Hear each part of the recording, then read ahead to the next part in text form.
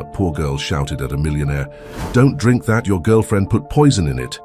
But when he went home to talk to her, he was horrified by what he saw her doing. At the exclusive restaurant, the Silver Crown, located in the heart of New York City, raindrops gently tapped against the windows as Edward Morgan, one of the country's most influential businessmen, prepared for a special evening with his fiancée, Victoria Sinclair. The atmosphere of the place exuded elegance: cut crystal chandeliers, white linen tablecloths, and a soft piano melody floating in the air. Victoria, in her designer black dress and pearl necklace, was the epitome of sophistication.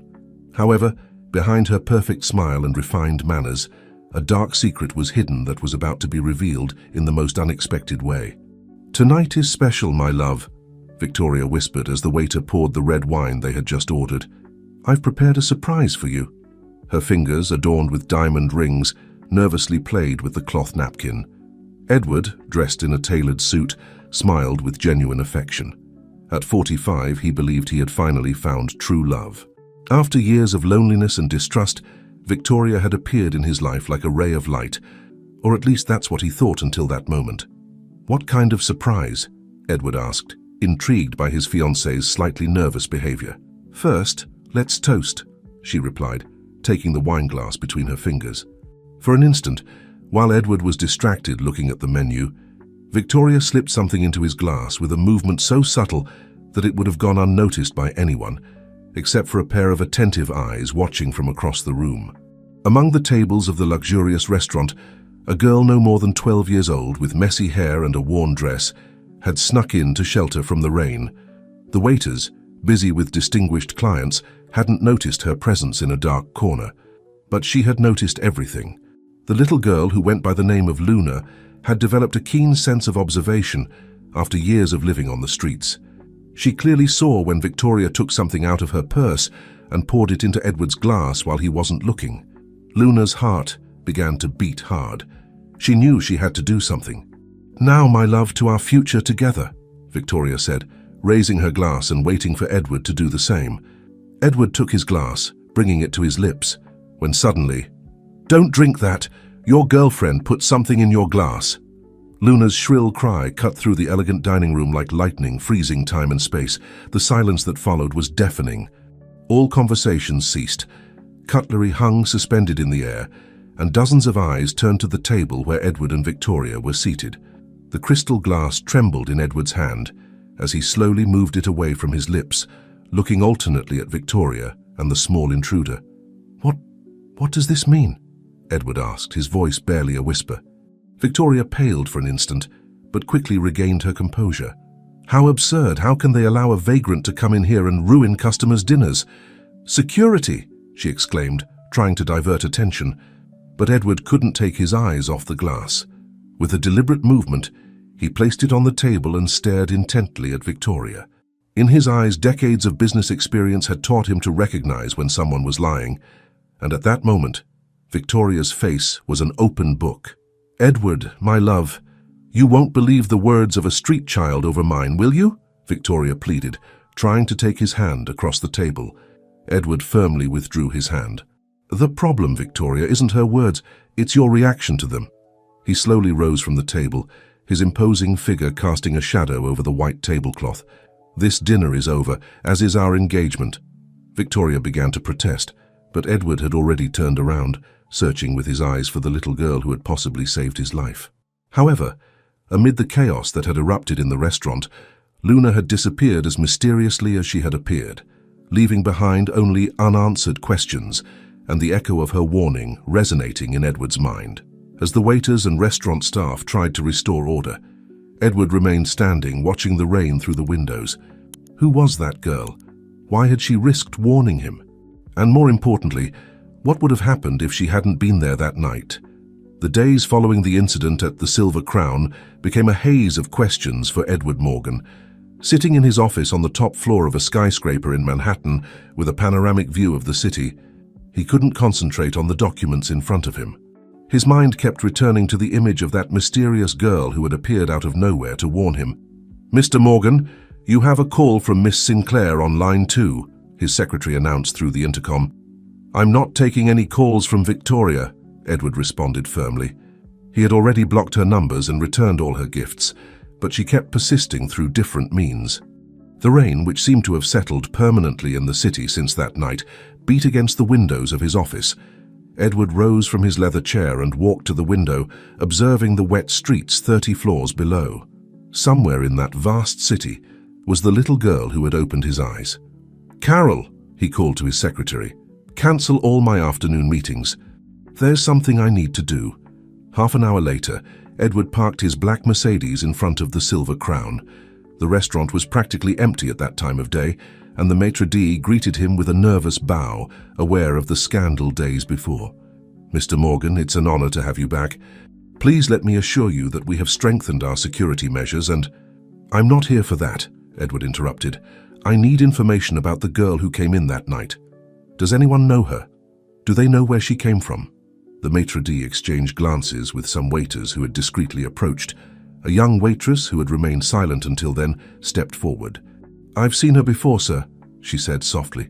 "She sometimes comes around here, especially when it rains. She takes shelter in the alley behind the restaurant, next to Mr. Ramirez's bakery." Edward took out his wallet and extracted several high-denomination bills. "Could you show me exactly where?" The waitress guided him through the kitchen to a back door that led to a narrow alley. The place was partially protected from the rain by a worn awning, and there were some empty boxes stacked against the wall. "Sometimes Mr. Ramirez gives her bread from the day before," the waitress explained. "He says the girl is polite and never causes trouble. She just comes, sits there for a while, and then disappears." Edward observed the space carefully. Among the boxes, he could make out a small worn backpack and some carefully folded old newspapers. Someone had created an improvised shelter. "When was the last time you saw her?" "Early this morning," a new voice answered. It was the baker, Mr. Ramirez, who had peeked out the back door of his shop. "She came for a sweet roll, as always. I gave her a hot chocolate, too. With this cold—" Edward felt a tightness in his chest. The girl who had possibly saved his life was living in these conditions, exposed to the cold and rain. "Do you know where she goes during the day?" Edward asked. "Sometimes I see her in Central Park near the fountain," Mr. Ramirez replied. "She has an old notebook where she draws. She's a special girl, Mr. Morgan. There's something in her eyes, a wisdom that doesn't match her age." Edward thanked them for the information and left his business card with the baker and the waitress. "If you see her, please tell her Edward Morgan wants to talk to her. It's important." As he walked back to his car, Edward noticed that the rain had eased a bit. A ray of sunlight filtered through the clouds, illuminating the puddles on the pavement. In one of them, he thought he saw the reflection of a small figure watching him from the corner, but when he turned, there was no one there. However, something told him he was close to finding her. The city was big, but fate had intertwined their paths for some reason. And Edward Morgan, the man who had built an empire based on his intuition, felt that this was just the beginning of a much bigger story than he could imagine. He got into his car and programmed the GPS towards Central Park. If the girl was there, he would find her, and if not, he would keep searching until he found her. He owed her more than a thank you. He owed her answers to the questions that had been swirling in his mind since that rainy night. Central Park stretched out like a green oasis in the midst of Manhattan's urban bustle. Edward walked slowly along its paths, observing every bench, every corner, looking for any sign of the mysterious girl. The central fountain shot jets of water into the air, creating a rainbow with the last rays of the afternoon sun. After half an hour of fruitless searching, he sat on a bench overlooking the fountain. Around him, families strolled with their children, elderly couples fed pigeons, and street vendors hawked their wares.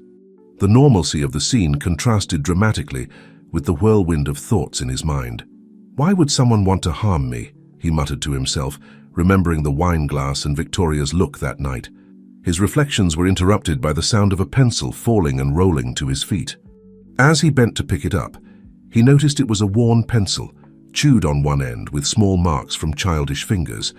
When he looked up, there she was. The girl was watching him from a few meters away, with a mixture of caution and curiosity in her large brown eyes. She wore the same worn dress from that night in the restaurant, but now Edward could see her more clearly. Her long black hair was pulled back in a messy braid, and her shoes, though clean, were visibly worn. "Is this yours?" Edward asked softly, extending the pencil towards her. The girl nodded but didn't move from her spot. Her eyes studied Edward's every movement, like a small wild animal assessing whether to trust or flee. "My name is Edward," he continued, maintaining a calm tone. "I've been looking for you. I wanted to thank you for what you did at the restaurant." "It was nothing," she replied in a low voice, taking a small step forward. "I just did what was right. What's your name?" "Luna," she answered after a brief pause, "like the moon that shines at night." Edward noticed that, despite her situation, there was a natural dignity in her way of speaking and behaving. "Luna, would you like to sit down? I promise to stay exactly where I am." The girl considered the offer for a moment before approaching with cautious steps.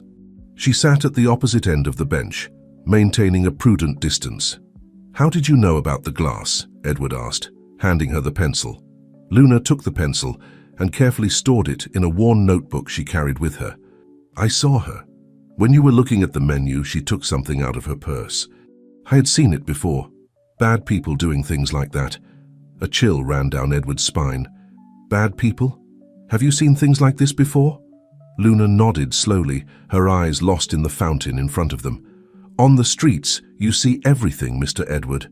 Some are good, like Mr. Ramirez, who gives me bread, or Mrs. Carmen from the laundromat, who lets me sleep in her doorway when it rains really hard. Others—" Her voice trailed off, leaving the sentence unfinished.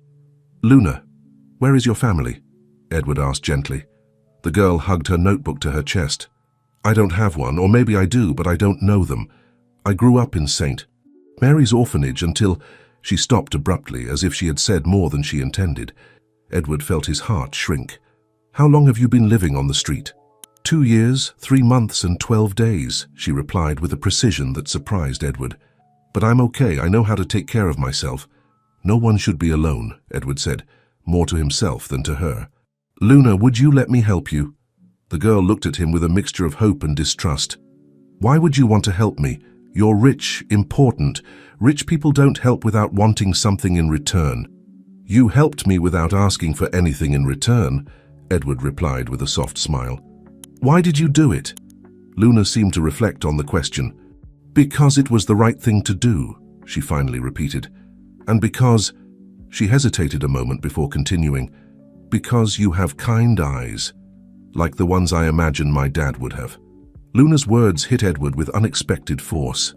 In his 45 years of life, no one had been as sincere and direct with him as this little street girl. A distant thunder announced the proximity of another storm. The families in the park began to pack up their things, preparing for the impending rain. "It's going to rain," said Luna, getting up from the bench. "I should go." "Wait." Edward also stood up. "At least let me take you to a safe place, please." Luna looked at the sky, then at Edward, and finally at her worn notebook. The first raindrops began to fall, forming dark circles on the park's pavement. The rain intensified as Edward's black Mercedes navigated the city streets. Luna remained silent in the back seat, her small figure reflected in the tinted windows. Edward observed her through the rearview mirror, noticing how her eyes scanned every detail of the luxurious car interior with amazement. "Where are we going?" Luna finally asked, not letting go of her notebook. "I know a place where you can be safe," Edward replied. "It's a hotel near here. You can rest, take a hot bath, and eat something." "I don't need charity," Luna murmured, though her stomach betrayed her with an audible growl. Edward smiled softly. "It's not charity, Luna. It's gratitude. You saved me from something terrible, remember?" The car stopped in front of the Ritz-Carlton, one of the most exclusive hotels in the area. Luna looked at the imposing facade with apprehension. "I can't go in there," she said, looking at her worn dress. "I don't belong in this place." "We all belong where we're treated with respect," Edward replied firmly. "Besides, I own part of this hotel. No one will look at you badly, I promise." At the reception, the staff hurried to attend to them, though Edward noticed the curious glances they directed at Luna. With a mixture of authority and discretion, he requested an executive suite and ordered a complete selection from the children's menu to be sent up. "Isabel," he called to the hotel manager, a middle-aged woman with a kind expression. "Could you please get some suitable clothes for the young lady?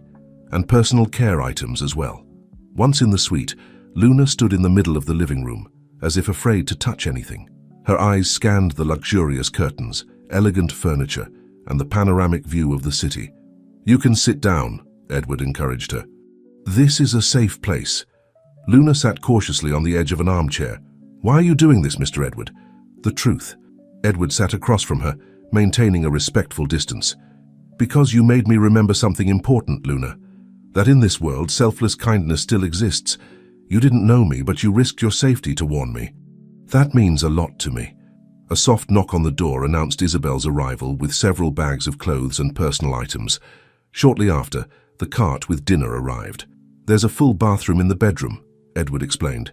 "You can take a hot shower and change. Isabel will help you if you need anything. I'll be back early tomorrow if you'll allow me." Luna looked at the food, the new clothes, and then at Edward. Her eyes filled with unshed tears. "How do I know I can trust you?" "You don't," Edward replied honestly. "Just as I didn't know if I could trust you that night at the restaurant. Sometimes, Luna, trust is a leap of faith." The girl nodded slowly, understanding. "Do you promise you'll come back tomorrow?" "I give you my word," Edward responded, taking a card from his wallet. "This is my personal number. You can call me anytime if you need anything. Isabel will also be looking after you all night."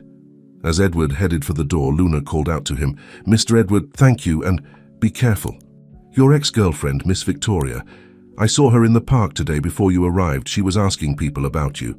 Edward stopped in his tracks. "Victoria was in the park? What else did you see, Luna?" "She was talking to a man who didn't seem very nice. She looked angry, very angry." Luna hugged her notebook tighter. "That's why I hid when you arrived. I didn't want her to see me." Edward felt a chill run down his spine. Victoria wasn't someone who gave up easily, and the restaurant incident must have humiliated her deeply.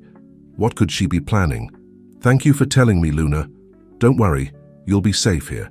We'll talk more calmly about all this tomorrow."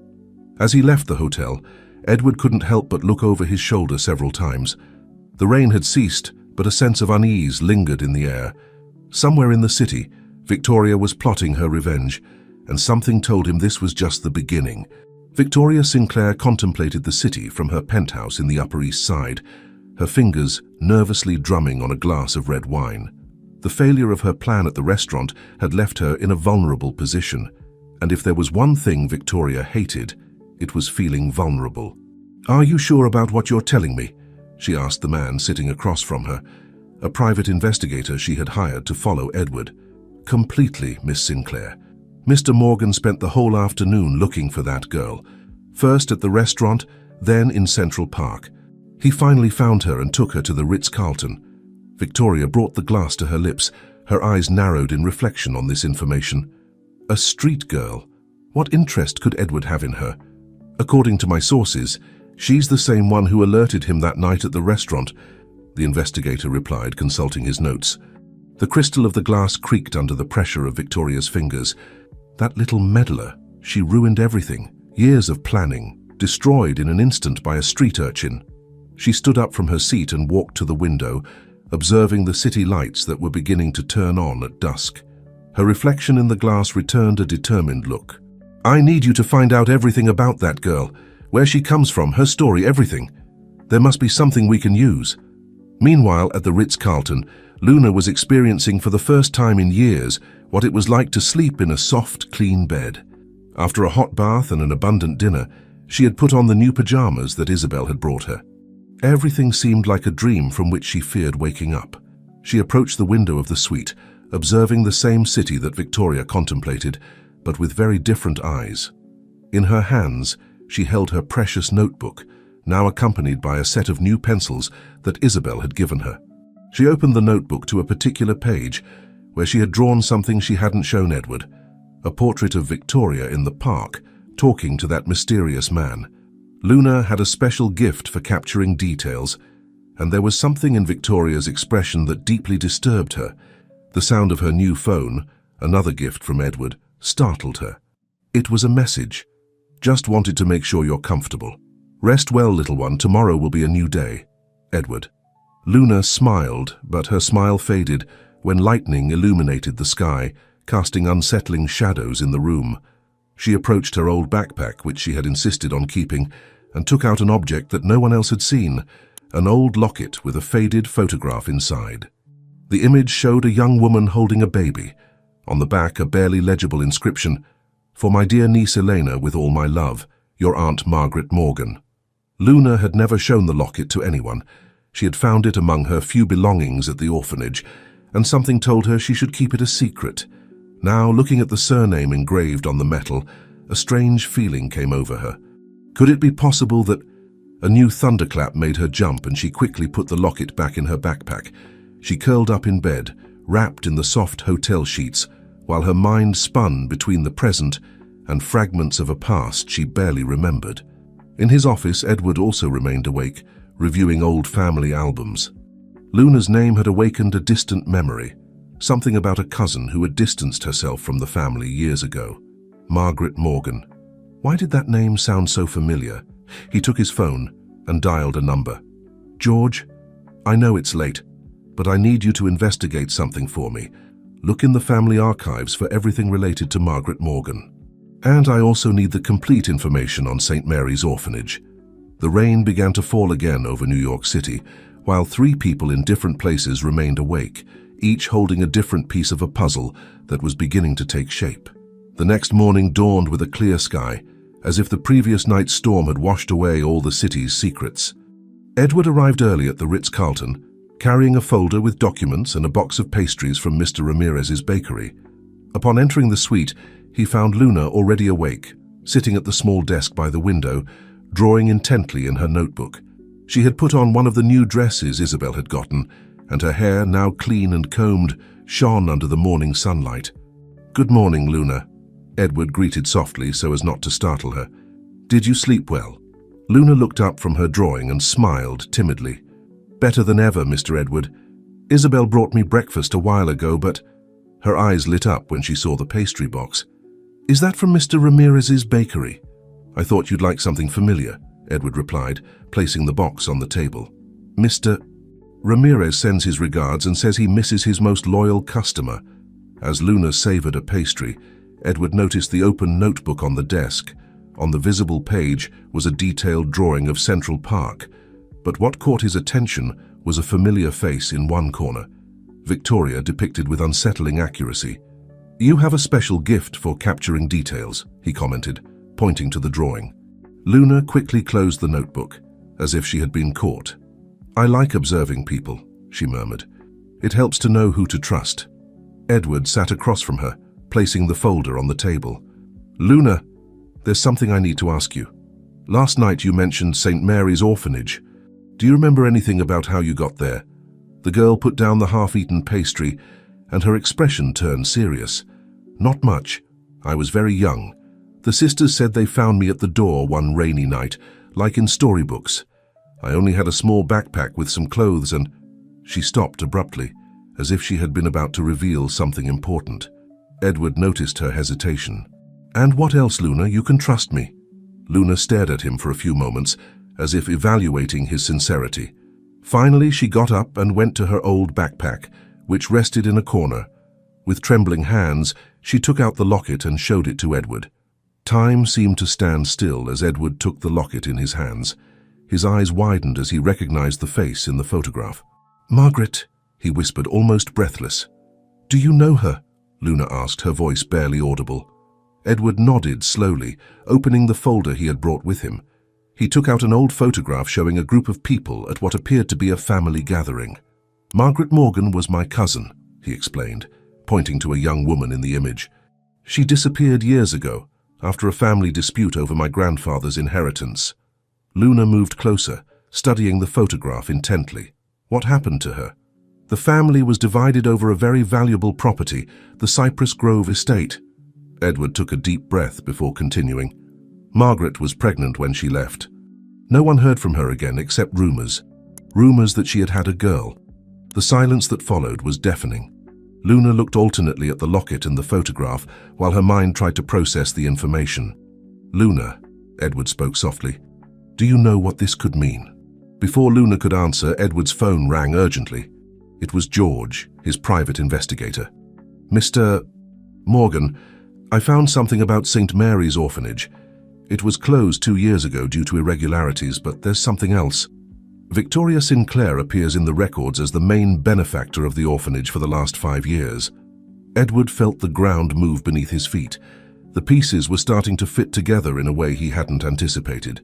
Victoria had not only tried to hurt him at the restaurant, she had been involved in Luna's life long before their paths crossed on that rainy night.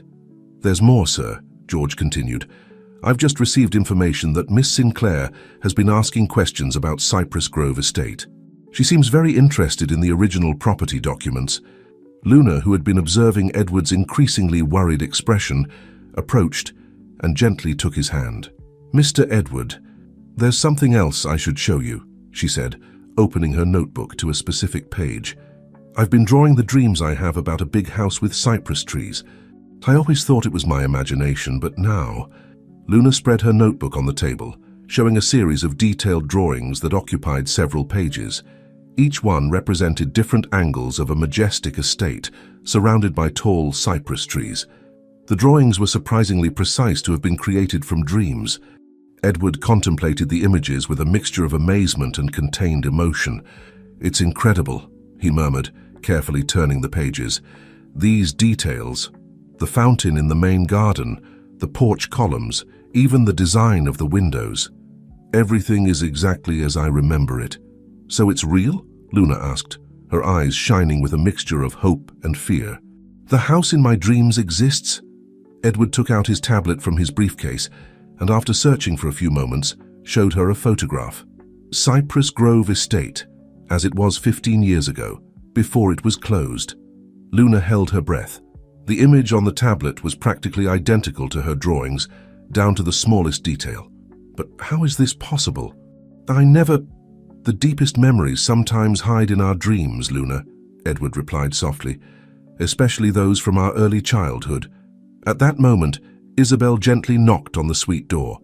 "Mr. Morgan, excuse the interruption, but there's something you need to see." Edward apologized to Luna and stepped out into the hallway. Isabel handed him a tablet with the day's local news. The main headline made his heart skip a beat. "Historical documents of Cypress Grove Estate mysteriously disappear from the public property registry." "This is no coincidence," Edward muttered, returning the tablet to Isabel.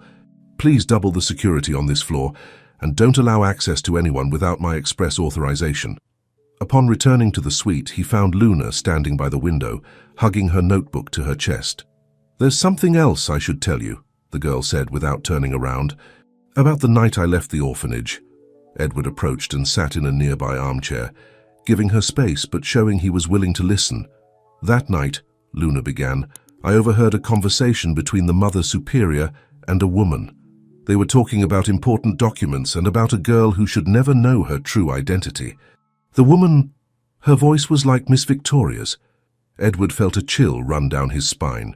"What else do you remember from that conversation?" "They mentioned something about an inheritance and a deadline that was coming soon. The woman seemed very angry. She said that if the girl ever discovered the truth, all her plan would fall apart."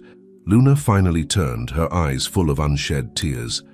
"That night, when everyone was asleep, I took my backpack and escaped. I was scared, but something inside me told me I had to leave." Edward was processing this information when his phone vibrated with a message from George. "Urgent. Victoria Sinclair has just filed a legal claim for ownership of Cypress Grove Estate. She says she has documents proving the property was legally ceded to her years ago." "Luna," Edward stood up and approached the girl. "I need you to trust me one more time. You're not safe here. Victoria is moving her pieces faster than I thought." "Where will we go?" Luna asked, noticing the urgency in his voice. "To the only person who can help us decipher all of this," Edward replied, beginning to gather Luna's belongings. "My Aunt Rose, Margaret's older sister. She lives in Greenwich and is the only one who knows the whole family story." As they hurriedly packed things into a new suitcase, Luna suddenly stopped. "Mr. Edward, do you think I'm really part of your family?"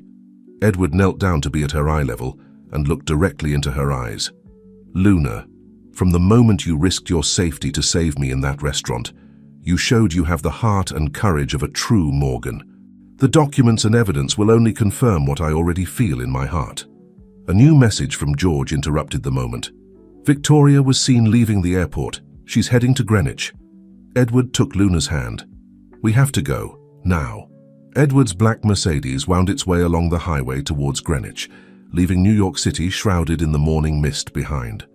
Luna watched the changing landscape from the back seat, hugging her precious notebook and the locket now hanging from her neck. "What is she like?" Luna asked after a long silence. "Your Aunt Rose. My great-aunt." Edward smiled as he adjusted the rear-view mirror. "Rose Morgan is a force of nature. She's 75 years old but has the energy of a young woman. She lives in a house full of family photographs and memories, and she has a prodigious memory. She never forgets a face or a story. Do you think she'll remember me?" Luna's voice trembled slightly. "Luna, if you are who we think you are, Rose has never forgotten you. She's been looking for you for years." Edward's phone rang through the car's system. It was George again. "Mr. Morgan, Victoria arrived in Greenwich half an hour ago. She rented a car at the airport and is heading towards the city centre. Any sign of the missing documents?" "Not yet, but there's something else. I found records of regular bank transfers from the orphanage to an account in the Cayman Islands. The transfers began exactly when Victoria became a benefactor." Luna leaned forward in her seat.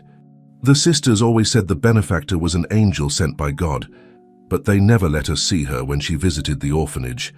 She would lock herself in the Mother Superior's office for hours." Edward frowned. "George, I need you to investigate everything about the Mother Superior of the orphanage, her history, her connections, everything." "I'm already on it, sir. And be careful. Victoria isn't alone in this.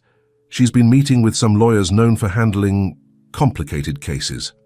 After ending the call, Edward noticed that Luna had started drawing again in her notebook.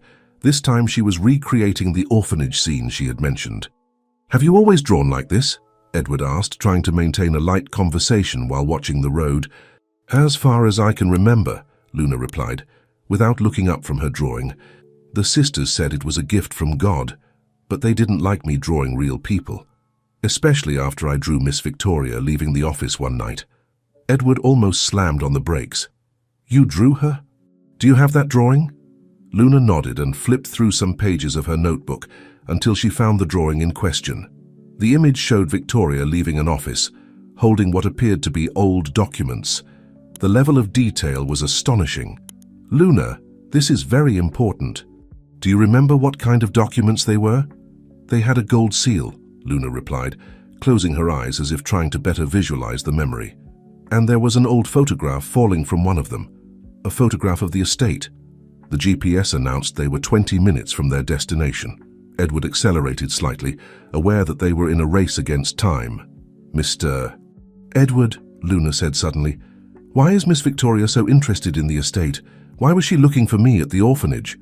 Edward sighed deeply. "Cypress Grove Estate isn't just any property, Luna.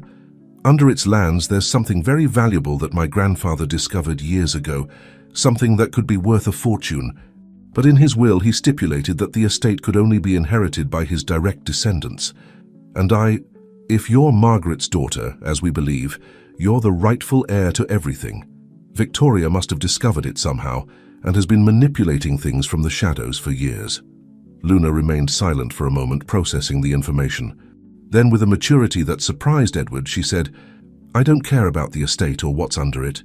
I just want to know who I really am and why my mother left me." Edward felt his heart shrink at those words. "I promise we'll find all the answers, Luna. And whatever happens, you're not alone anymore." As they entered Greenwich, Edward's phone vibrated with a text message. Victoria just arrived at Mrs. Rose's house. Edward gripped the steering wheel tightly. The race for the truth had begun, and they couldn't afford to lose. Rose Morgan's house was an elegant colonial mansion in the heart of Greenwich, surrounded by a lush garden that seemed straight out of a fairy tale. Edward parked the Mercedes a street away, observing Victoria's rental car parked in front of the main entrance. "Luna," Edward turned to the back seat, "I need you to be very brave. Do you trust me?"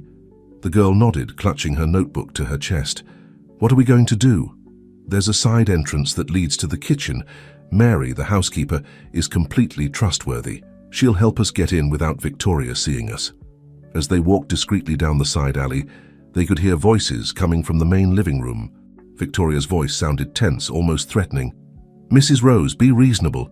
These documents prove that the estate legally belongs to me." I just need your signature as the last living heir of the family." The response came in the form of a soft but firm laugh.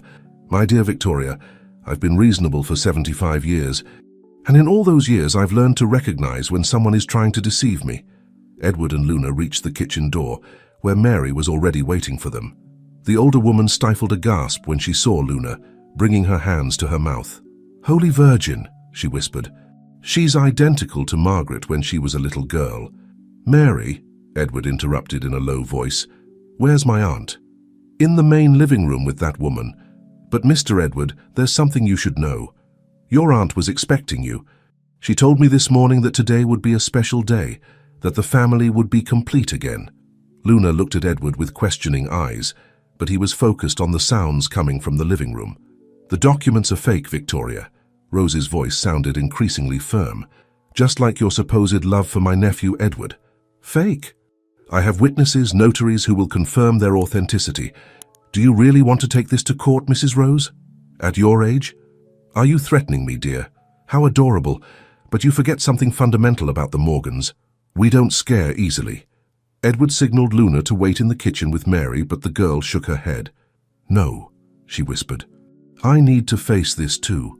Together they silently approached the arch connecting the kitchen to the main living room. From there they could see the entire scene. Victoria, elegantly dressed but with an air of desperation on her face, was standing showing some documents. In front of her, seated in an antique armchair as if it were a throne, Rose Morgan exuded a dignity and calmness that contrasted with her visitor's agitation. "The original estate documents," Rose continued, "have a special watermark that my father had made, a precaution he took precisely to avoid situations like this." Victoria paled slightly, but recovered quickly. "I don't know what you're talking about. These are the original documents." "Really?" Rose smiled, pointing to an antique mahogany desk.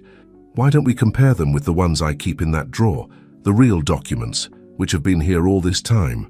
Victoria moved quickly towards the desk, but stopped short when she saw Edward and Luna emerging from the shadows. "The game is over, Victoria," Edward said firmly. But it was Rose's voice that filled the room with emotion contained for years. "Elena, my little Elena." Luna took a step forward, confused. "Elena, that's your real name, my child," Rose replied, extending her arms towards her. "Eleanor Margaret Morgan, the daughter of my dear niece. I've waited for you for so long." Victoria retreated towards the door but found Mary blocking her exit. "You're not going anywhere, miss," said the housekeeper firmly. "The police are already on their way."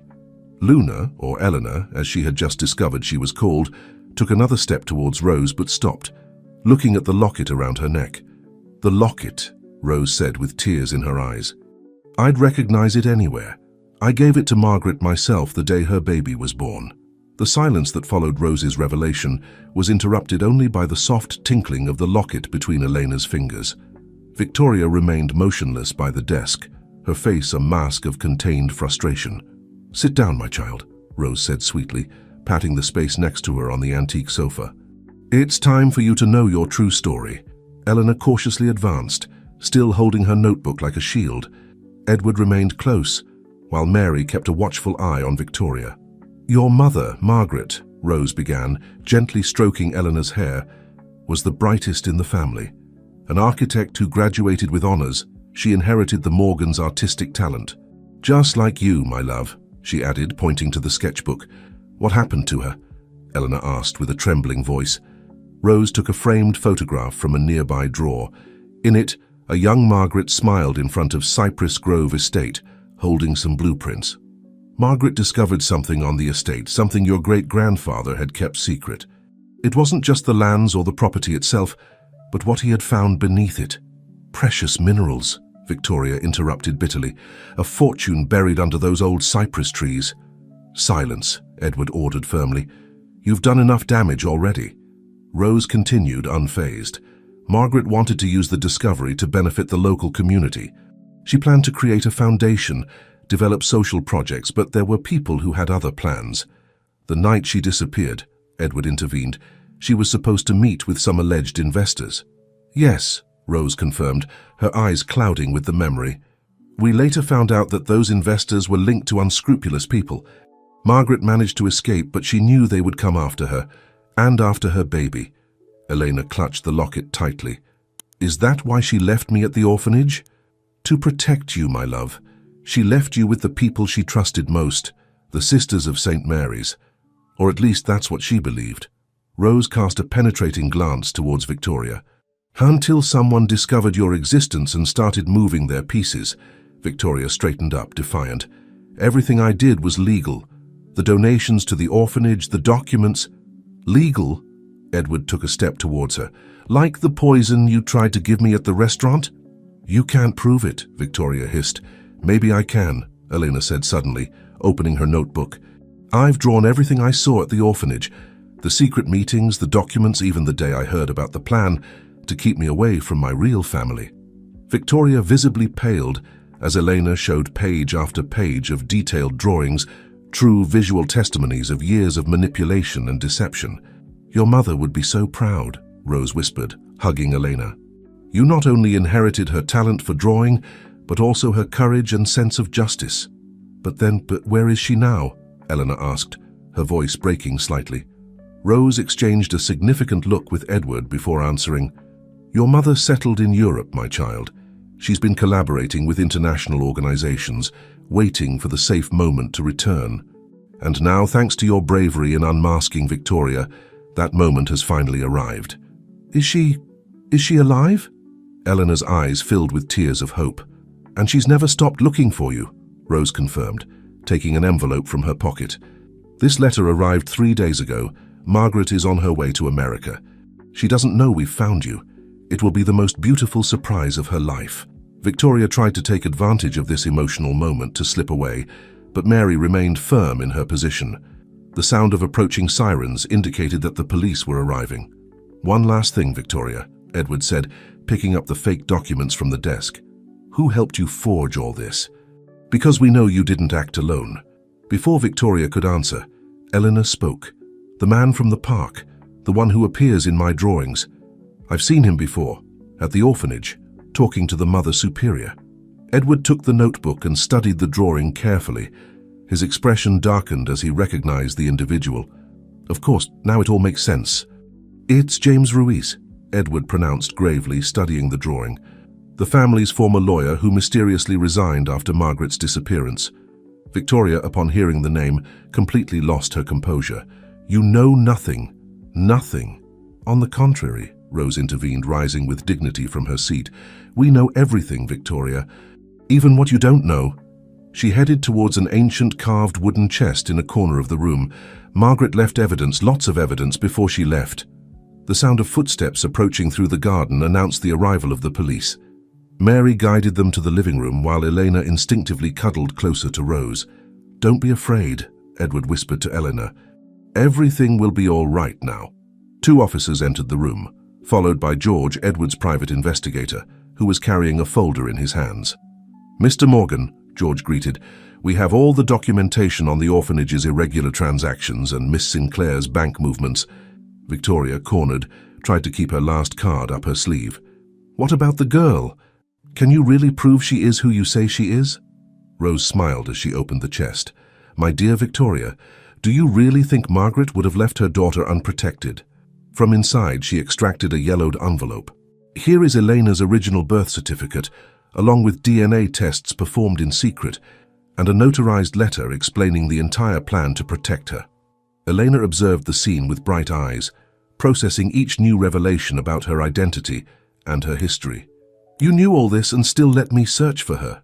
Edward asked his aunt. I needed to be sure the time was right, Rose replied. And when I saw how you protected Elena without knowing who she really was, I knew that moment had come. Victoria was escorted out of the house by the officers, while George handed over the folder with the evidence.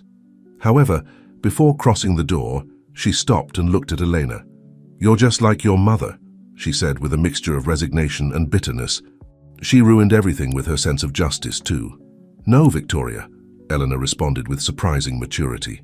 My mother didn't ruin anything. She protected what was important, the truth and her family.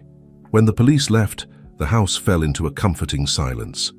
Mary appeared with a tray of hot chocolate and freshly baked cookies, as if trying to restore normalcy to an extraordinary moment. Elena, Rose said softly, There's something else you need to see." She headed to an old photo album. "This is your legacy, your history." As Elena turned the pages of the family album, her eyes stopped on each face, on each captured moment. Suddenly, she paused at a particular photograph. "This drawing," she said, opening her notebook to a specific page. "I drew it months ago from a dream I had." The photograph and the drawing were practically identical. They showed the back garden of Cypress Grove Estate, with a young woman sitting on a bench under a tree drawing. "Your mother," Rose confirmed. "She used to spend hours drawing in that very spot. It was her favorite corner." Edward, who had been reviewing the documents with George, approached the group.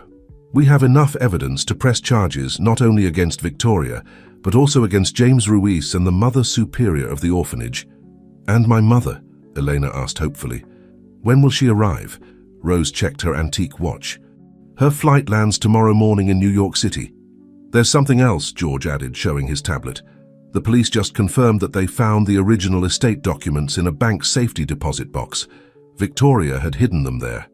Elena remained silent for a moment, absorbing all the information. Then, with determination, she took her notebook and began a new drawing. "What are you drawing?" Edward asked curiously.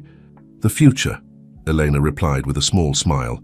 "A portrait of our entire family, complete at last." Night had fallen over Greenwich, enveloping Rose's house in an atmosphere of sweet anticipation. Mary had prepared Margaret's old room for Eleanor, kept intact all these years as a sanctuary of memories. "This was your mother's room when she stayed here," Rose explained as she opened the doors of a mahogany wardrobe. "And look at this." From inside, she extracted a carved wooden box. Upon opening it, she revealed a set of professional drawing brushes and materials, perfectly preserved. "The last gift I gave Margaret before she had to leave," Rose sighed. "Now they belong to you, my child." Elena caressed the brushes with reverence. "They're beautiful," she whispered, her eyes shining with contained emotion. Edward, who was observing from the doorframe, couldn't help but smile at the scene. In less than 24 hours, his family had grown in ways he never could have imagined. "Eleanor," he called softly, "would you like to go out to the garden for a moment? There's something I'd like to show you." The girl nodded, carefully storing the brushes in their box.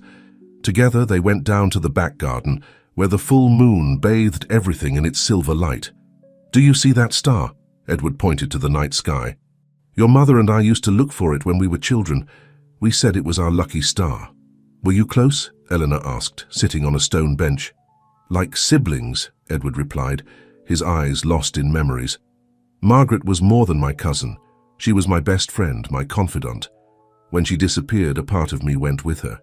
Eleanor took out her notebook and began to draw the night scene. "Is that why Victoria managed to deceive you? Because you were sad?" Edward was surprised by the insight of the question. "I suppose so. Victoria appeared at a time when I felt very lonely. But you," he smiled, gently touching Eleanor's nose, "reminded me that true family never really abandons us." From the upper terrace, Rose observed the scene while speaking on the phone in a low voice. "Yes, Margaret, everything is ready for tomorrow." "No, don't worry, nobody suspects anything. It will be the most beautiful surprise of your life, niece. Your little Elena is extraordinary. She has your same spirit." In the kitchen, Mary prepared hot chocolate while humming an old lullaby. George, seated at the kitchen table, reviewed the final security details for the next day. "The airport is covered," he reported to Edward when he entered with Elena. "Victoria is still in custody and James Ruiz has been located trying to leave the country. They detained him at the border." "Are they afraid someone might try something tomorrow?" Elena asked, blowing on her hot chocolate. "It's just precaution, my love," Rose replied, joining them in the kitchen. "Tomorrow will be a very special day and we want everything to be perfect." Eleanor nodded, but her hand trembled slightly as she held the cup. What if I'm not what she expects?" Silence fell over the kitchen. Edward knelt in front of her, taking her small hands in his. "Elena Margaret Morgan," he said firmly, "you are more than anyone could expect. You are brave, intelligent, and have a huge heart. Your mother will be more than proud. Besides," Rose added with a mischievous smile, "who else could have drawn their whole story without even knowing it? That, my child, is the true Morgan spirit." Elena finally smiled, taking out her notebook once more. On its pages, a new drawing began to take shape. The airport, a crowd, and in the center, two figures approaching, their arms extended towards each other. "Is this how you imagine the moment?" Edward asked softly. "No," Eleanor replied, adding more details to the drawing. "This is how I dreamed it last night, and my dream, lately they're coming true." The morning dawned with a clear sky over New York City. John F. Kennedy International Airport bustled with activity, but for Elena, time seemed to move in slow motion. Dressed in one of her new dresses, a perfectly woven braid by Mary, and the locket shining on her chest, she waited alongside Edward in the VIP lounge. "The flight just landed," George announced, checking his phone. 20 minutes maximum." Elena clutched her notebook tighter. Rose, seated beside her, took her hand gently. "Breathe, my child," she whispered. "Everything will be fine. What if she doesn't recognize me?" Elena's voice trembled slightly. Edward smiled tenderly. "Elena, you're identical to her at your age. Besides," he added, pointing to the locket, "you carry the most important proof with you." The minutes passed with excruciating slowness. Elena had opened her notebook and was drawing frenetically, as she always did when she was nervous. Suddenly she stopped abruptly, her pencil suspended in the air. "She's here," she whispered before anyone else could notice. And indeed, coming through the international arrivals gates, appeared a woman who looked like an adult version of Eleanor. Margaret Morgan walked with a firm step, though her eyes revealed the contained emotion of someone returning home after a long exile. Time seemed to stand still. Margaret stopped halfway, her eyes meeting Eleanor's. The locket shone under the airport lights like a sign of destiny. "Elena," the name escaped Margaret's lips like a prayer. Elena stood up slowly, her notebook falling to the floor, scattering drawings everywhere. One of them, the one she had just made, showed exactly this scene. Mother and daughter separated by a few meters, about to reunite after so long. Margaret took a step forward, then another, her eyes never leaving her daughter's. "My little one, my love." And then, as if an invisible force pushed them, they both ran towards each other.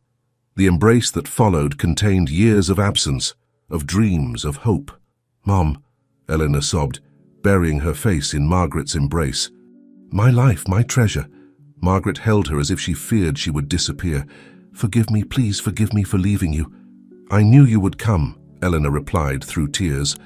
"I drew it, I dreamed it." Margaret separated slightly to look at her daughter's face, memorizing every detail. Her eyes stopped on the locket. "You kept it," she whispered in amazement. "It was the only thing I had of you," Elena responded. "That and the dreams and the drawings." Margaret looked at the drawings scattered on the floor. Edward and Rose, discreetly, had begun to pick them up. Seeing the images, Margaret's eyes filled with new tears. "The estate, the garden, even the bench where I used to draw." Her voice broke. "How? It's a gift," Rose explained, approaching to embrace her niece. "Like yours. The Morgans have always had a special connection with art and memories." "And with justice," Edward added, joining the group. "Your daughter not only inherited your talent, Margaret, she also inherited your courage." Margaret looked questioningly at her cousin, and Elena proceeded to tell her about Victoria, the restaurant, and how she had recognized the danger that night. "So, I not only found you," Margaret smiled, caressing her daughter's face, "but you also saved the family." "Like you did years ago," Elena replied. "Aunt Rose told me why you had to leave." "To protect me." Margaret nodded solemnly. "Every day away from you was torture, but I knew that as long as Victoria and her accomplices were pursuing me, you wouldn't be safe. I needed to gather the necessary evidence to stop them." "And now they're detained," George confirmed from a prudent distance. "Victoria, Ruiz, all of them." "It's time to go home," Margaret said, taking her daughter's hand. "We have so much time to make up for." Elena picked up her notebook and extracted the last drawing she had made. In it, a complete family posed in front of the restored Cypress Grove estate, with the ancient cypress trees swaying in the wind. "Is this how you see it?" Margaret asked sweetly. "This is how it will be," Elena responded with conviction. "I've dreamed it." The journey back to Greenwich became a trip full of shared stories. Margaret and Elena traveled in the back seat of Edward's Mercedes, their hands intertwined as if they feared separating again. "This drawing," Margaret flipped through the pages of Elena's notebook with her free hand, "is exactly how my studio in Paris looked." "How could you capture it in such detail?" I dreamed it 3 months ago, Elena replied. There was a table by the window overlooking an old church, and there were always fresh lavender bouquets. I bought them every week at the flower market, Margaret completed, amazed. It was my little ritual to feel closer to home, closer to you. From the driver's seat, Edward smiled, observing the scene in the rearview mirror. Rose, seated beside him, discreetly wiped away a tear. And this one? Margaret asked, pausing at a particular drawing. It was a sketch of a hidden safe behind a painting in Cypress Grove Estate. That was the first one I drew after escaping from the orphanage, Elena explained. I didn't understand why I kept dreaming about that house, that safe. That's where your grandfather kept the most important documents, Margaret revealed, including the evidence of what we discovered under the estate. The minerals, Elena murmured. Not just minerals, my love, Margaret gently corrected. We discovered an aquifer, a source of pure water that could supply the entire region. Your grandfather always said that the true treasure of the earth wasn't gold, but water. That's why Victoria was so interested, Edward intervened. Water will be the most valuable resource in the coming decades. Eleanor processed this information, while absent-mindedly drawing on a new page. Under her pencil, an image of the estate, transformed into something new, began to take shape. What are you drawing now? Margaret asked curiously. The future, Elena replied without stopping drawing. I see the estate turned into a center for research and sustainable development, with community gardens, water purification systems, and a space to teach art to children in the region. Margaret exchanged an emotional look with Rose and Edward. That's exactly what I dreamed of doing, she whispered. As I said, Rose smiled, the Morgan spirit runs strong in her veins. Upon arriving at Rose's house, Mary was waiting for them with a special meal prepared. The dining room table was set with the best tablecloths and the family's antique china. Welcome home, Miss Margaret, Mary greeted with tears in her eyes. And welcome, little Eleanor. During lunch, as the family shared stories and future plans, George received a call that put everyone on alert. Victoria is requesting a hearing, he reported after hanging up. She says she has crucial information about the estate and James Ruiz's true plans. No more secrets, Margaret declared firmly, squeezing Elena's hand. It's time for the whole truth to come to light. Elena, who had been drawing during the conversation, showed her latest creation. Victoria seated in an interrogation room with an expression of defeat and regret. Do you think she'll tell the truth? Edward asked. She will, Elena replied confidently. In my drawing, she's crying. And in all these years living on the street, I learned to recognize when tears are genuine. Margaret hugged her daughter with pride. My little artist, so observant, so wise. Just like her mother, Rose added. But now, family, we have an important decision to make. Are we ready to reopen Cypress Grove Estate? Elena raised her notebook, showing the drawing of the Research and Development Center. I say yes. It's time for dreams to come true. The good dreams, Margaret specified, kissing her daughter's forehead. Those born of love and justice. The interrogation room at the Greenwich police station was exactly as Elena had drawn it. Victoria, stripped of her usual elegance, waited seated behind a metal table. Her face showed signs of sleepless nights and deep resignation. Edward and Margaret had decided to confront her together, while Elena waited in the adjoining office with Rose, observing everything through the one-way mirror. It's just like your drawing, Rose whispered, embracing her great niece. Victoria looked up when Edward and Margaret entered the room. For a moment, she seemed to lose her composure upon seeing Margaret. So you really came back, she murmured. I never really left, Margaret replied calmly. I was always watching, protecting what I loved most. Victoria, Edward intervened, you said you had information about James Ruiz's true plans. It's time for the truth. Victoria took a deep breath, her hands intertwined on the table, trembling slightly. It all started 15 years ago, she began. James discovered the studies about the aquifer while reviewing the estate documents, but it wasn't the water that interested him. What do you mean? Margaret asked. The geological studies revealed something else. Beneath the aquifer, there's a deposit of rare earth elements, minerals essential for modern technology. James had been secretly working with an international corporation. The plan was to acquire the estate property at any cost. In the adjoining room, Elena began to draw frantically in her notebook. Rose watched in amazement, as the girl's pencil revealed images of hidden documents and secret meetings she had never witnessed. "They recruited me because they knew about my ambition," Victoria continued. "They promised me a fortune if I could get Edward to marry me. The Morgan inheritance could only pass to family members." "And Elena?" Margaret asked, her voice tense. "Why involve the orphanage?" Tears began to roll down Victoria's cheeks just as Elena had drawn.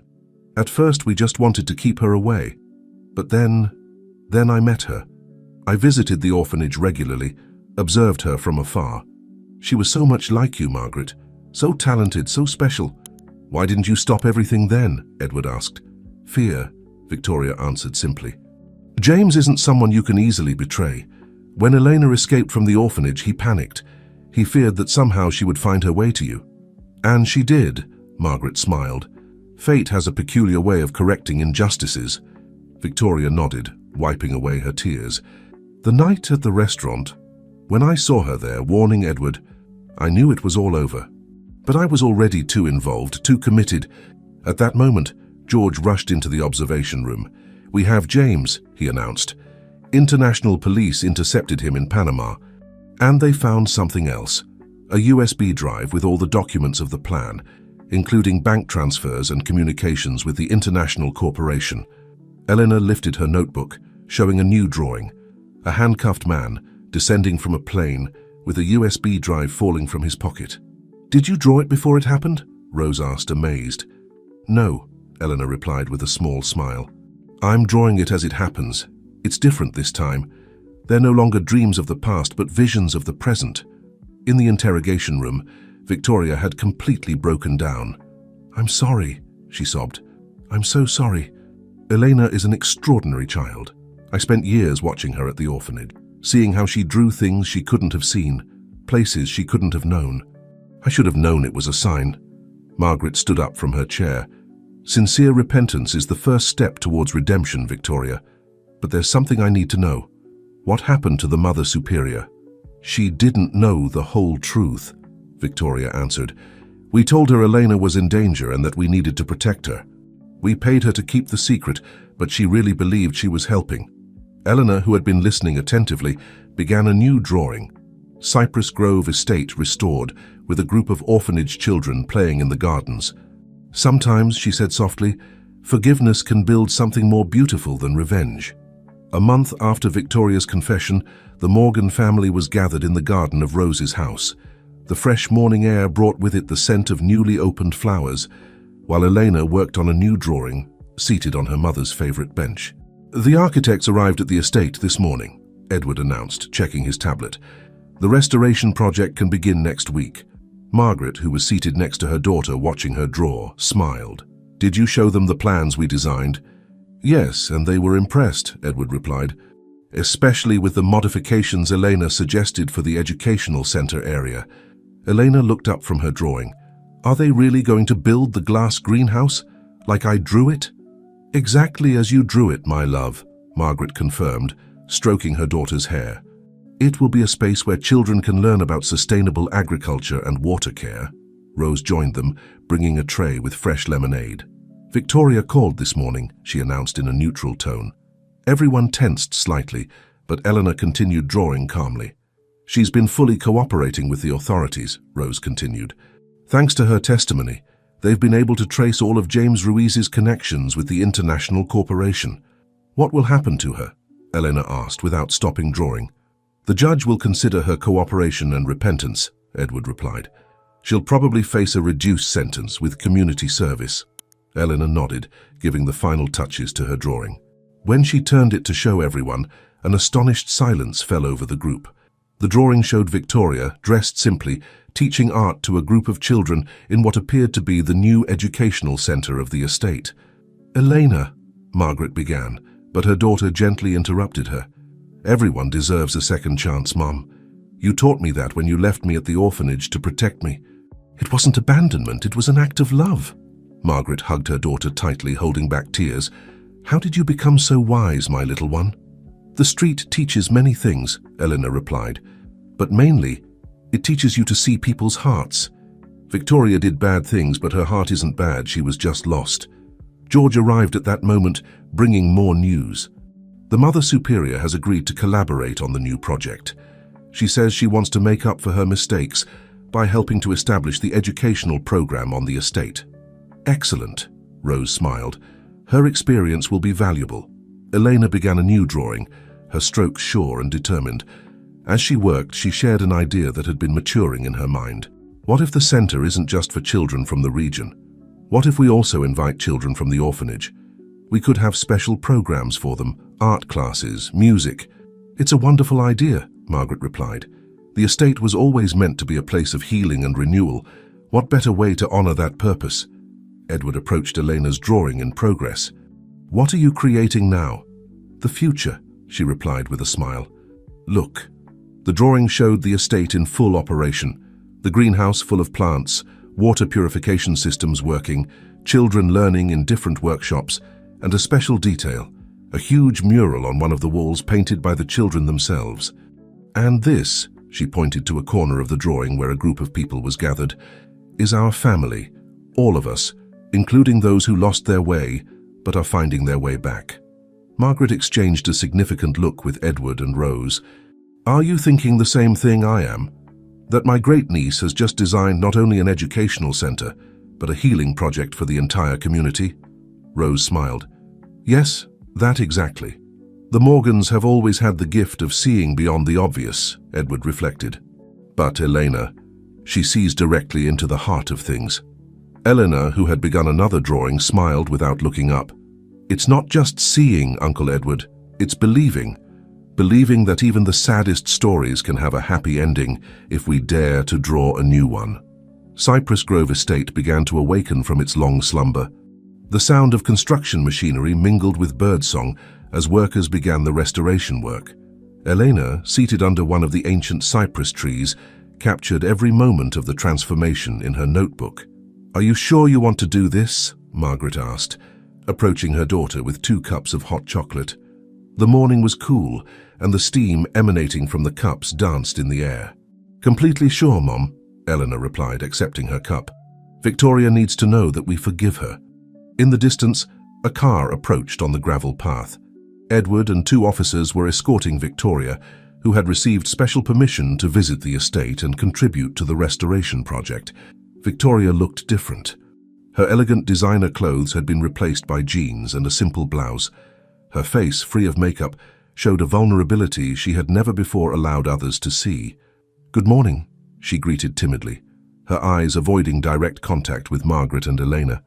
Good morning, Victoria, Elena responded, standing up and offering her open notebook. I want to show you something.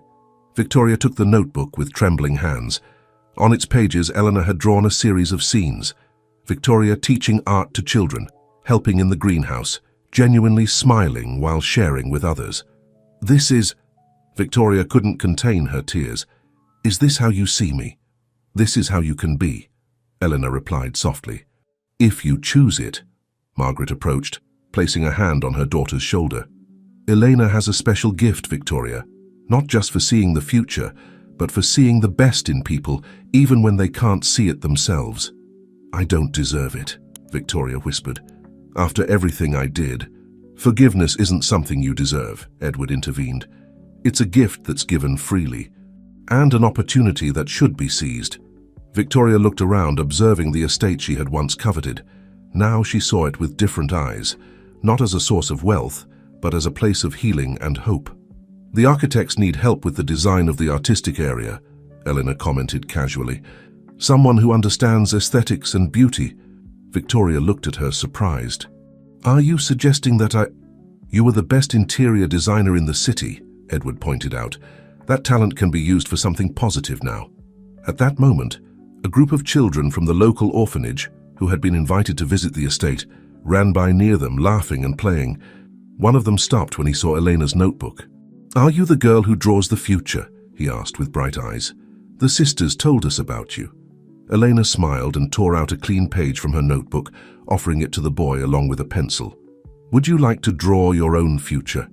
The boy nodded enthusiastically and sat on the ground, beginning to draw. Soon other children joined, forming an impromptu circle of young artists. Victoria observed the scene with a mixture of amazement and emotion. I used to love art, you know. before money and ambition ruined everything. It's never too late to start over, Margaret said. The estate has always been a place of second chances. My grandfather used to say that every cypress planted here represented a story of renewal. Elena had begun a new drawing, the estate fully restored, with the cypress trees taller and more lush than ever, and a new garden full of flowers of all colors. The water from the aquifer, she explained, won't just serve the community, it will also make everything bloom again. Like the people who come here, with a little care and love they can flourish once more. Victoria knelt beside the children, observing their drawings with genuine interest. For the first time in years, she felt a peace that no material wealth could have provided her. "Will you teach me?" she asked Eleanor. "Not just to draw, but to see the world as you see it." Eleanor shared a knowing look with her mother before responding, "Only if you promise to help me make all these drawings come true." A month had passed since work began at Cypress Grove Estate. The old building was regaining its splendor under the morning sun, while new modern structures integrated harmoniously with the original architecture. Victoria, wearing a safety helmet and holding blueprints in her hands, supervised the installation of the greenhouse windows. "The glass must be at exactly this angle," she explained to the workers, pointing to the designs. Elena drew it this way so that natural light illuminates the plants for most of the day. From her spot under the oldest cypress, Elena smiled as she drew the scene. Margaret, seated beside her reviewing documents, observed in amazement the transformation not only of the estate, but of the people involved in the project. "Who would have thought Victoria would end up being one of the most committed to the restoration?" Margaret commented. "I imagined it," Elena replied without stopping drawing. "Or rather, I saw it. People are like these lands, Mom. Sometimes they just need the opportunity to bloom." At that moment, a group of children from the orphanage arrived for their weekly art class. The Mother Superior, who now actively collaborated with the project, guided them towards the temporary workshop area. "Eleanor, Eleanor," the children called out enthusiastically, "will you show us more drawing tricks today?" Elena closed her notebook and stood up. "Even better," she replied with a smile. "Today we'll have a special teacher." She looked towards where Victoria was supervising the works. "Victoria, are you ready for your first class?" Victoria seemed momentarily nervous but nodded and approached the group. "I've been practicing with the designs you showed me," she said to Elena as she took out her own sketchbook. The children settled in a circle as Victoria, with growing confidence, began to explain the basic principles of perspective and light. Elena sat among them like just another student, though occasionally exchanging knowing glances with Victoria when she incorporated some of the techniques they had been practicing together. Edward, arriving for a meeting with the hydraulic project engineers, stopped to observe the scene. Rose, who came with him, smiled with satisfaction. "The estate's true treasure," Rose murmured, "was never the water or the minerals. It was this, the ability to transform lives." "Elena knew it from the beginning," Edward replied. "That's why her drawings always showed something more than restored buildings." The art class developed with enthusiasm. Victoria had lost her initial nervousness and now gestured animatedly as she explained how to capture the texture of the cypress trees on paper. The children listened attentively, captivated by her newly discovered passion for teaching. "Every stroke tells a story," Victoria explained. "Like these century-old cypresses, they've seen generations of Morgans pass through these lands. They've witnessed joys and sorrows, and here they still stand, strong and beautiful." Margaret approached Edward and Rose quietly. "You know, when I was a child, my father used to say that the cypresses were the estate's guardians. Now I understand he wasn't just referring to the trees." Eleanor had begun a new drawing. In it, the greenhouse appeared finished, brimming with life. But the most striking thing was how she had captured the light. Not only the light entering through the glass, but the light that seemed to emanate from the people working and learning inside. "The guardians are all of us," Elena said, showing her drawing. "Every person who comes here with an open heart to change, willing to learn and teach." Victoria approached to see the drawing, and her eyes moistened upon seeing herself represented in it, surrounded by children, with an expression of peace she had until recently believed impossible to achieve. "Thank you," she whispered to Elena, "for seeing in me what I couldn't see myself." "Don't thank me yet," Eleanor replied with a mischievous smile. "Wait until you see the drawings I have planned for the next phase of the project. We'll need many more art classes." Victoria's laughter blended with that of the children. floating in the air like a promise of better days to come. The cypresses swayed gently in the breeze, as if nodding in silent approval. The news arrived on a sunny morning, as Elena and Victoria prepared materials for the day's art class. George appeared at the estate with a folder of official documents under his arm. "The judge has made a decision," he announced, handing the papers to Edward. "Considering Victoria's cooperation and her work on the project, they've significantly reduced her sentence. She'll be able to continue her work here at the estate under supervision." Victoria, who had been holding her breath, let out a sob of relief. Eleanor immediately hugged her, accidentally staining her blouse with paint from her hands. "I told you," Eleanor whispered. "My drawing showed it like this." Margaret, who had been observing from the estate's porch, approached the group. "Victoria, there's something else we want to discuss with you." Edward nodded, taking out another set of documents from his briefcase. "We've been talking with the Foundation's Board of Directors. We want you to officially join the team as Director of the Art and Design Program." Victoria looked around, confused. "But after everything I did..." "Second chances aren't just pretty words here," Rose intervened, who had just arrived. "They're the very heart of this place." At that moment, a bus stopped in front of the estate. It was the first official visit of children from the local school system, part of the new educational program. Elena ran to her favorite spot under the cypress and opened her notebook, ready to capture the moment.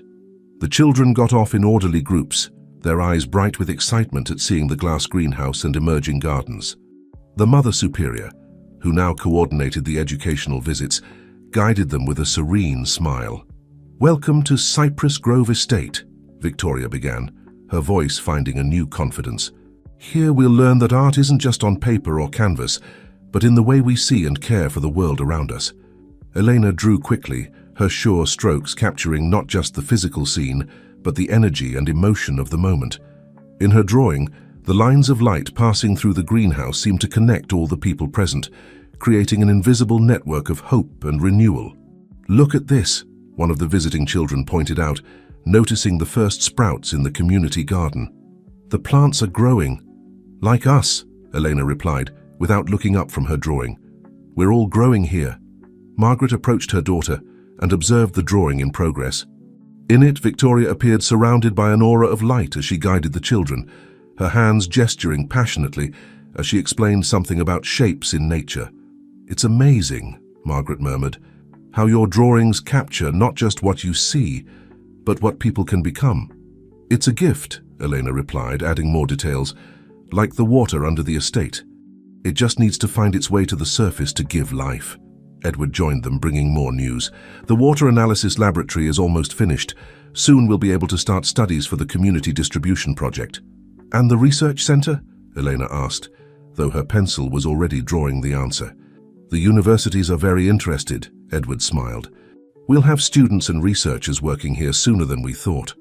Victoria, who had finished organizing the groups of children with the Mother Superior, approached the Morgan group timidly. "There's something I want to show you," she said, taking out her own sketchbook. "I've been working on some designs for the community center mural." Eleanor put down her drawing and approached with curiosity. Victoria's sketches showed a surprising evolution. They were no longer just technically perfect designs, but had soul, showing the estate's history and its transformation into a place of healing and hope. "It's beautiful," Eleanor whispered. "You've learned to see with your heart." The great mural of the community center was beginning to take shape under the diligent hands of Victoria and her young apprentices. Elena observed from her usual spot, capturing the transformation process in her notebook. The design, a collaboration between Victoria and the children, showed the estate's history, from the ancient cypresses to the new Sustainable Development Center. "Eleanor, come help us," Victoria called, holding a brush dripping with bright blue paint. "This part needs your magic touch." Elena smiled and approached the mural. It was surprising how Victoria, once so controlling and perfectionist, now found joy in the children's spontaneous creativity. "Look what I found," Margaret announced, entering the room with an old box. Photos and documents from when grandfather started planting the first cypresses. The children gathered around as Margaret spread the photographs on a nearby table. In one of them, an older man smiled next to a small newly planted tree. "That cypress," Elena pointed out, "is the same one I sit under to draw, isn't it?" That's right, Margaret confirmed. Your great-grandfather used to say that each cypress was a guardian of dreams. And look at this. She took out an old worn notebook. His project diary for the estate. Eleanor took the notebook reverently. The pages were full of sketches and annotations, not unlike her own. He drew the future too, she whispered. The Morgan gift, Rose smiled, who had just entered. Seeing beyond the obvious. Victoria approached the group timidly, her hands stained with paint. There's something I'd like to show you, she said, guiding them to a section of the mural she had been working on in secret. In it she had painted Elena under the ancient cypress, surrounded by children drawing. But the most surprising thing was how she had captured the light. It seemed to emanate from Elena herself, extending to everyone around her. Victoria, Margaret was speechless. It's how she sees all of us, Victoria explained softly, with infinite possibilities, with inner light. I wanted to capture that, to show how a little girl changed so many lives with her way of seeing the world. Elena observed the mural with bright eyes. Something's missing, she finally said, taking a brush. With sure strokes, she added the figure of Victoria, teaching a group of children, her own light blending with that of the others. We're all guardians now, Eleanor explained as she painted. Like the cypresses. Edward entered at that moment, accompanied by George and a group of people no one recognized. Let me introduce you to the UNESCO representatives, he announced. They're interested in including our project in their Sustainable Development Program. The visitors observed in amazement the mural and the activity in the center. One of them stopped in front of Elena and Victoria's work. Extraordinary, he commented. The integration of art with social and environmental development, it's exactly the kind of innovative project we're looking to support. Victoria, who had once pursued recognition and status for the wrong reasons, now blushed at the sincere praise. All the credit goes to Elena, she said. She taught us to see the beauty in transformation. No, Elena corrected, the credit belongs to everyone. Each person here has contributed to making these drawings a reality. The Mother Superior, who had been observing in silence, approached with tears in her eyes. When I think about how all this started, about the mistakes we made, and look now. The estate isn't just restoring water and land, it's restoring souls. Eleanor had begun a new drawing. In it, the mural came to life. Its figures seemed to move and grow, as if the estate itself was breathing and evolving. What do you see in the future now? Margaret asked her daughter. Elena smiled, adding more color to her drawing. I see more stories to tell, more lives to transform. And above all, I see that dreams, when shared, multiply. A week after the UNESCO visit, Cypress Grove Estate was preparing for its first graduation.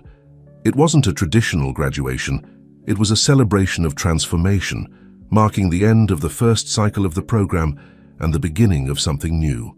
The Theatre of Dreams had been decorated with garlands of wildflowers and soft lights. The 30 children, dressed in colorful robes they had designed themselves, waited excitedly for the ceremony to begin. Eleanor, seated in her usual spot under the cypress, was drawing frenetically in her notebook. This time, however, something was different. Each child had contributed a small detail to the drawing, turning the work into a true collaboration. It's as if we've all learned to see the future, Anna commented, observing the drawing in progress. You always could, Eleanor replied with a smile. You just needed to remember how to dream. Victoria approached the group, carrying a mysterious box. Eleanor, do you remember the first day we met at the restaurant? How could I forget? Eleanor replied, exchanging a significant look with her mother. That day I thought I had lost everything, Victoria continued, opening the box. But in reality it was the day I found my true purpose. From the box she took out 30 handcrafted notebooks, each one unique and personalized. A gift for each of you, to keep drawing your dreams wherever you go. The children approached in wonder. Each notebook had the name of its recipient engraved on the cover, along with a small drawing representing their special contribution to the estate. Margaret, observing the scene, approached Edward. Who would have imagined that night at the restaurant would lead us to this? Elena imagined it, Edward replied with a smile. Or rather, she drew it. The ceremony began at sunset. Rose, as matriarch of the Morgan family, took her place at the center of the stage. When my father planted the first cypress, she began, he said each tree would be a guardian of a dream. Today I see he was right, but in a way not even he could have imagined. Each of you is now a guardian of a collective dream. One by one, the children went up on stage. Instead of traditional diplomas, each presented their contribution to the great mural and shared their vision for the future. Miguel showed how his sculpture in the mural had blossomed, with small real plants growing among the clay. Anna presented her water crystals, which now formed a kaleidoscope of colors when light passed through them. When Elena's turn came, she went up on stage with her notebook and opened it to a blank page. "For a long time," she said, "I thought my gift was seeing the future. But now I understand that the real gift is helping others see their own futures. That's why this page is blank. Because we'll all write the next chapter together." Victoria, who had been holding back tears, approached the stage with surprising news. "UNESCO has not only approved the expansion of the program," she announced, "they've also requested that we create an educational model based on our experience to share with similar projects around the world." Applause and cheers filled the Theatre of Dreams. Elena began to draw on the blank page, but this time it was different. Each stroke seemed to come to life on its own, glowing with an inner light that extended beyond the limits of the paper. "What are you drawing?" Margaret asked, approaching her daughter. "The future," Elena replied, "but not just ours. It's the future of all those who will come after, of all the dreams that have yet to be dreamed." In the drawing, Cypress Grove Estate appeared as a giant tree, its roots extending throughout the world, each branch a new project, each leaf a new story of transformation. "Dreams," Elena said, completing her drawing, "are like cypresses. Once they take root, they grow towards the sky without limits." The graduation night transformed into a magical celebration under the stars. Colored lanterns illuminated the estate's paths, and the air was filled with soft music and laughter. At the center of the Theatre of Dreams, the great mural shone with its own light, each piece telling its part of the collective story. Helena, seated in her special place under the century-old cypress, worked on her last drawing. This time, however, she wasn't alone. Around her, 30 children drew in their new notebooks, each adding their vision to the future they were creating together. "You know something curious," Margaret said, sitting next to her daughter. "When I left you at the orphanage that rainy night, my biggest fear was that you'd lose your ability to dream. But not only did you keep it, you taught others to dream too." Victoria approached, followed by Edward and Rose. "And some of us desperately needed to remember how to do it," she added with a humble smile. Eleanor looked up from her drawing. "Dreams are never really lost," she said wisely. "Sometimes they just need a safe place to flourish, like cypress seeds." At that moment, Miguel came running with an exciting discovery. "Eleanor, look!" In his hand, he held a small cypress cone that had begun to open, revealing the tiny seeds inside. "Life finds its way," Rose smiled. "As my father used to say, each seed is a dream waiting for its moment to grow." Anna, who had been working in the laboratory until late, joined the group with surprising news. "The aquifer water. We've discovered it has unique properties. The plants that grow with it are stronger, more resistant. Like the people who find their way here," Victoria observed, looking significantly at the mural that now extended throughout the estate. Eleanor continued drawing, her strokes sure and full of purpose. In her new drawing, Cypress Grove Estate appeared as never before, not just as a physical place but as a beacon of hope, its rays of light extending towards the infinite horizon. "What do you see in the future now?" Edward asked softly. Elena smiled, showing her drawing. "I see more stories to tell, more lives to transform. I see the estate turned into a place where dreams not only come true but multiply." Margaret took the small cypress cone from Miguel's hands and held it up. "Like these seeds, each dream realized here will plant new dreams in other places." Victoria, who had been unusually silent, stepped forward. "And some of us," she said with an emotional voice, "will find redemption by helping others find their way." The children had gathered around, each holding their new notebook, each with their own dreams drawn on the pages. Elena looked at them all, one by one, remembering how each individual story had been interwoven into this great tapestry of hope and renewal. "You know what's most beautiful?" Elena said, beginning a new drawing, the last one. "That this story doesn't end here. Each of you will carry a piece of the estate with you, and wherever you go, you'll plant new seeds of hope." In her final drawing, Eleanor captured not just the estate and its current inhabitants, but also the infinite possibilities extending into the future. New children arriving, new programs flourishing, new dreams taking shape. "The cypresses," Rose said, looking towards the century-old trees that had witnessed everything, "are guardians of time. They've seen the past and will see the future. But their true gift is teaching us to live in the present, to grow towards the light, no matter where we're planted." As the night progressed, the celebration continued under the stars. The lanterns glowed like fireflies among the cypresses, and the air was filled with promises and possibilities. In the theater of dreams, 30 young voices joined to sing a song they had composed together, a melody that spoke of hope, of transformation, and of shared dreams. Helena closed her notebook, but not before adding a final line to her last drawing. A small cypress sprouting from a seed, its roots intertwined with all the stories that had come before, its branches extending towards all the stories that were yet to come. "Because dreams," she whispered as a shooting star crossed the night sky, "are like infinity, without beginning or end, just an eternal cycle of renewal and hope." As the celebration wound down and the last of the lanterns flickered in the night breeze, Elena found herself alone under her favorite cypress tree. The estate was quiet now, save for the soft rustling of leaves and the distant murmur of the aquifer flowing beneath their feet. She opened her notebook one last time, flipping through the pages that chronicled not just her journey, but the transformation of Cypress Grove Estate and everyone connected to it. Each drawing was a testament to the power of dreams, hope, and second chances. "Couldn't sleep." Margaret's soft voice broke through Eleanor's reverie as she approached, wrapping a warm shawl around her daughter's shoulders. Eleanor smiled, leaning into her mother's embrace. "I was just thinking about everything that's happened. It feels like a dream, but—" She gestured to the estate around them. "It's all real." Margaret nodded, her eyes scanning the grounds that had once been a source of conflict, but now stood as a beacon of hope. "Your great-grandfather always said that the estate had a spirit of its own. I think he was right, and you were the one who could hear it best." As if on cue, a gentle breeze rustled through the cypress, carrying with it the scent of new growth and possibility. "Mom," Eleanor said, her voice tinged with a mixture of excitement and uncertainty, "I had a new dream last night. It was different from the others." Margaret listened intently as Elena described her vision.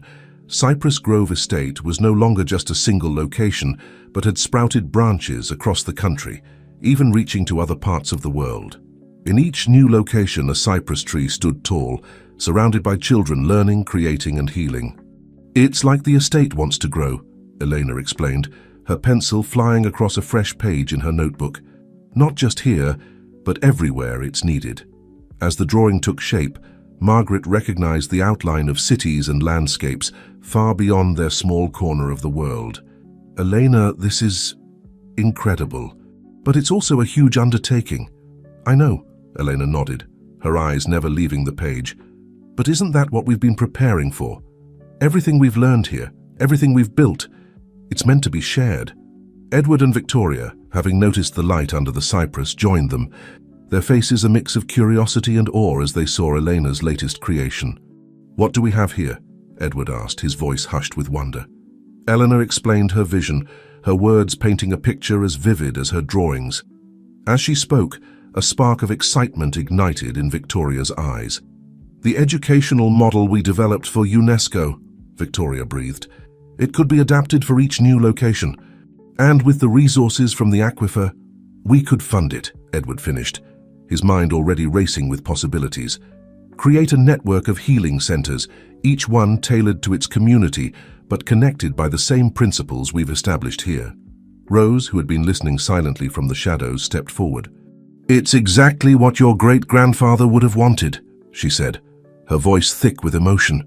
"He always said the true purpose of wealth was to nurture dreams and heal wounds."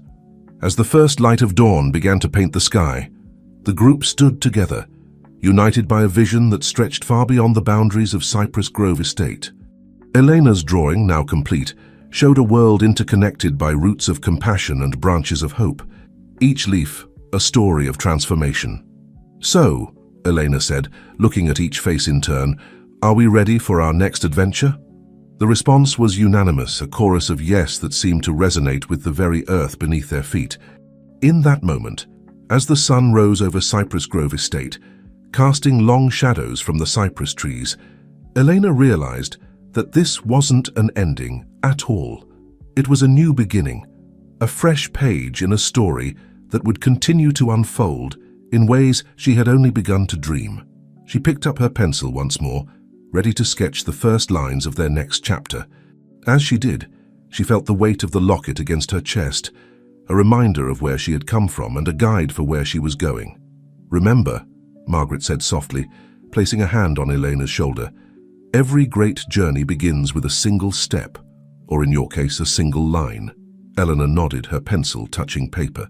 And as she began to draw, she knew that whatever challenges lay ahead, they would face them together, their roots strong, their spirits unbreakable, ready to bring hope and healing to a world in need of both.